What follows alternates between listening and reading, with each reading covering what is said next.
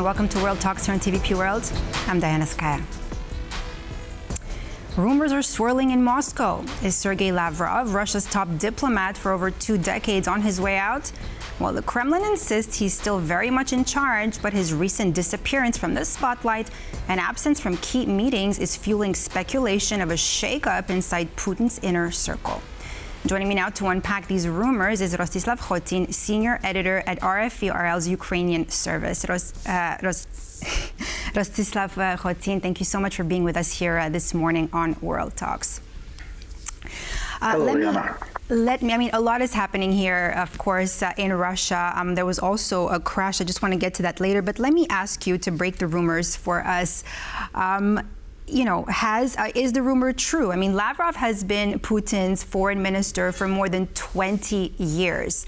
Do tell us now, is he ousted? What is going on? We can understand that from things which happened lately, that Lavrov's influence has been falling dramatically within Putin's inner circle. Lavrov wasn't present at the sitting of powerful Russian Security Council chaired by Putin. Usually he takes part in these Security Council meetings. Earlier this week he wasn't there. And it was quite important for Russia, the Security Council meeting, because that's where Putin announced at the request of his defense minister that Russia will also resume nuclear tests. That's one thing. Secondly, Lavrov usually, because Putin has difficulties of free travel after indictment by warrant issued by International Criminal Court, so Lavrov usually represents Russia at G20 summits over the last several years. And later this month, there will be another summit of G20 in South Africa, and Lavrov will not be heading towards to South Africa. So why the sudden change, Rostislav? So why the sudden change? I mean, you're mentioning all these events where Lavrov will not be attending. So why the sudden change? What's going on behind the scenes here?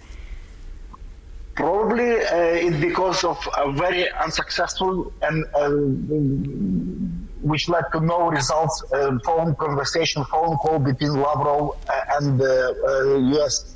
Secretary of State Marco Rubio. They had a phone conversation on the 20th of October, and this conversation was meant to prepare ground for the summit between Donald Trump and Vladimir Putin in Budapest. Trump hopes that it will happen very soon, within several weeks. And during this conversation, Lavrov was uncompromising. He was very tough.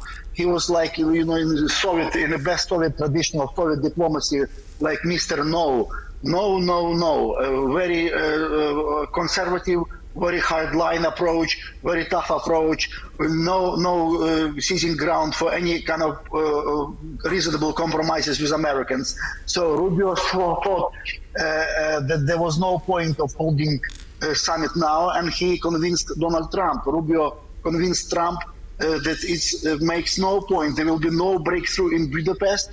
There will be no sign of readiness for Russia to take a reasonable stand in this negotiation process. So Trump decided to cancel the Budapest summit altogether, at least for now.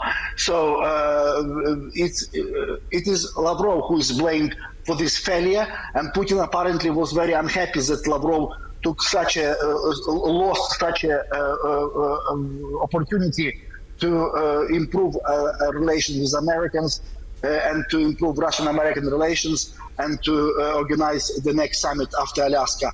So Putin hoped that for the Budapest summit, but Lavrov's uncompromising hardline stand in conversation with Putin, and also Lavrov's ministry sent a memo to State Department, also listing Russian position, which was unreasonable, unrealistic, unacceptable for Americans and of course for Ukrainians. Lavrov is generally very hardline. He sees this Russian-Ukrainian war as war between Russia and the West, and Ukraine simply as a puppet of the West. He is strongly against NATO. He wants Ukraine to be a federation, trying to interfere in Ukrainian internal affairs and constitutional matters. Lavrov also, he's like a Soviet, he's product of the Soviet diplomacy.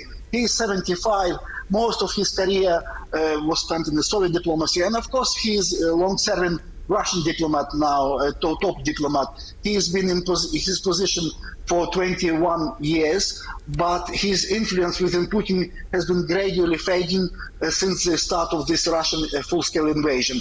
By the way, it was Lavrov who he insisted that Russia had no plans at all during meetings with Western counterparts. He insisted Russia had no plans to invade Ukraine at all. And we don't know whether he really tried to hide Russian real intentions or simply he wasn't informed. So his gradual falling out of Putin's inner circle has been started not now, but since the Russian full-scale invasion. He acts as a Russian propagandist, trying to project Russian ideological narratives. But we don't know whether Lavrov really has any kind of real serious influence within Putin's circle, and definitely it seems that there is quite a big distance now between Putin and Lavrov. He fell out of favor with Putin. So is basically, from everything you're telling me, I'm getting it that the essence here is that Putin is possibly trying to punish Lavrov and blaming him for everything else. But Rostislav, you also said something earlier on. You said, that Lavrov has been, during that hard-line approach, right, in his meeting with the United States. But wasn't that Russia's actions in the first place, always giving a hard-line approach, failing to want to negotiate, failing to, let's be honest, to even stop the war, even want a ceasefire? Yes, Russia took a headline position during contact with Americans, also between Russian and American delegations, but also in Alaska, Putin was also uncompromising, not accepting Trump's offer of ceasefire. That's true. Russian stance has been very hardline and tough. But Putin also hoped that after Alaska there was potential for kind of melting of ice between America and Russia, at least gradual kind of normalization of talks, at least in the economic sphere, and so on and so forth. So Putin had hopes for the second summit after Alaska in Budapest with Trump, kind of to seek this kind of rapprochement between Russians and Americans.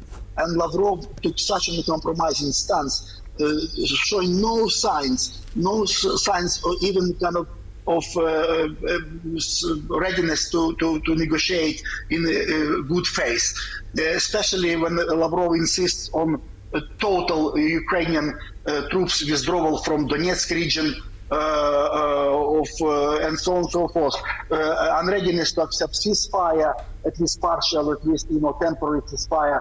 So this was position of Putin, previous Putin, but now Putin probably wants to kind of to melt ice with Americans. But Lavrov showed this kind of old-fashioned approach, and Putin was very unhappy probably that Lavrov didn't succeeded in negotiations, phone calls with Marco Rubio, and then Rubio convinced Trump there is no point of talking with Russians now because their stances are uncompromising and is unacceptable for us, for Americans, but also Ukraine won't agree with them later.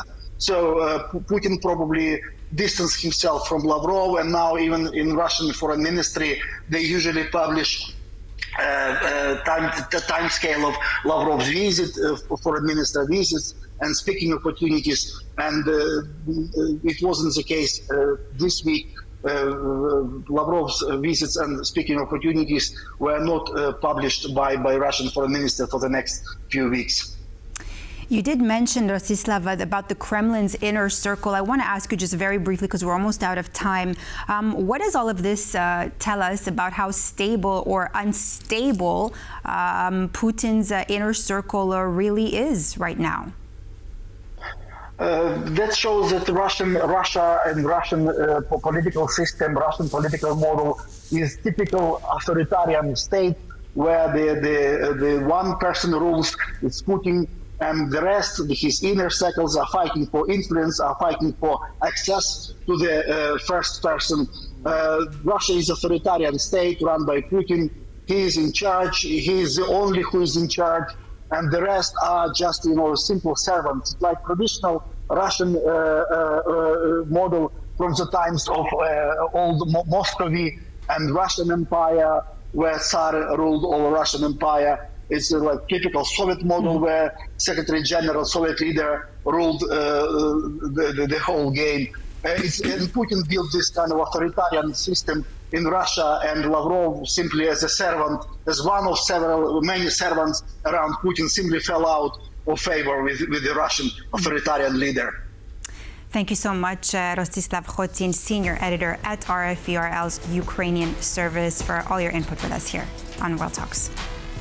Thank you. And thank you for watching. That's all for this episode of World Talks. I'm Skaya. See you next time.